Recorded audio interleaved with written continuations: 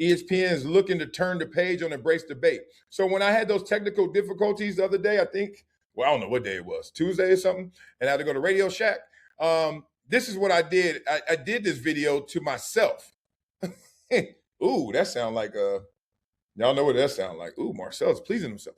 But I want y'all to share in this experience with me. So Executive Mike Foss cited internal research showing ESPN's brand of synthetic debate isn't resonating with audiences the way it used to. Okay, we all kind of know that. Stephen A. Smith ain't even in on that, right? So ESPN is trying to distance itself from the studio format that built its daytime lineup for the better part of 2 decades. At a Bristol town hall this week, newly elevated executive Mike Foss told a room of roughly 100 staffers and talent that he wants the network to embrace authenticity rather than manufactured conflict. He said Foss, promoted who 2 months ago, brought internal research showing ESPN's brand of synthetic debate isn't resonating with y'all the way it used to. He wasn't asking combative personalities to change who they are. Stephen A. Smith wasn't mentioned by name, but nobody in the room needed him to be. They all know where this was aimed at. Crazy, right?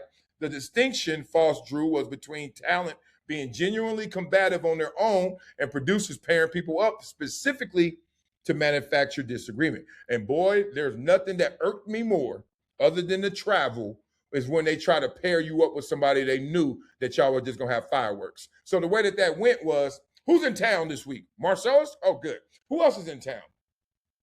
Ryan Clark? Oh, yes. Okay, and then you're sitting in a pre-production meeting with Ryan, and y'all actually don't have beef. Y'all actually cool. Y'all like, what's up? And then they're like, all right, we're going to do this topic.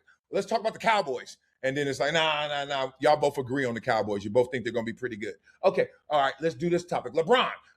Oh, no, you guys both think he's like the GOAT, kind of. All right.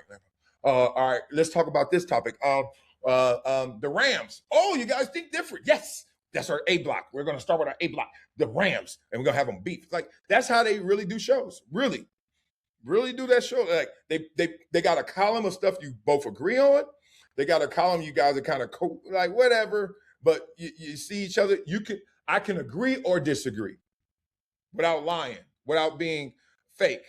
And then there's another conversation where, oh, they really go, this is the hot list. This is what they don't like. They disagree.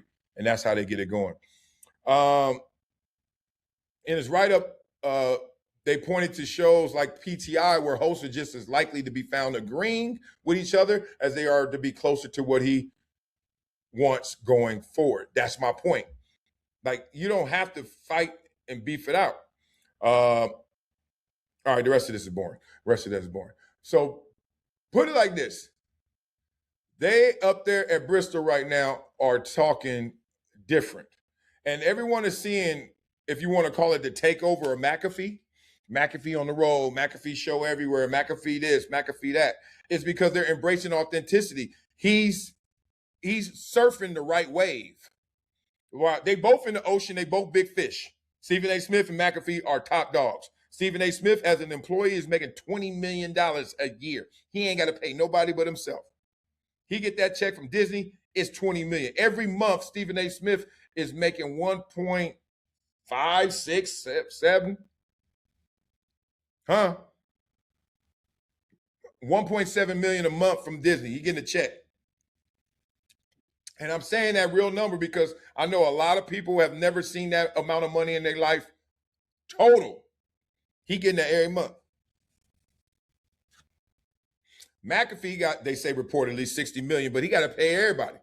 All them dudes in that back, all that studio, all them cats there, and the guests, he gives guests, the recurring guests, everybody. Point being, they both eating.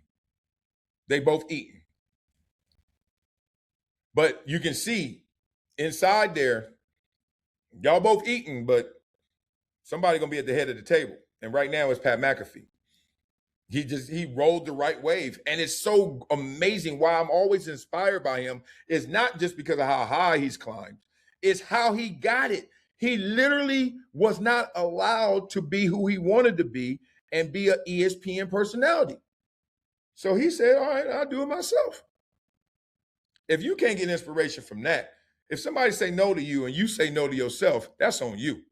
They just said no. Look at this dude. He runs the network now.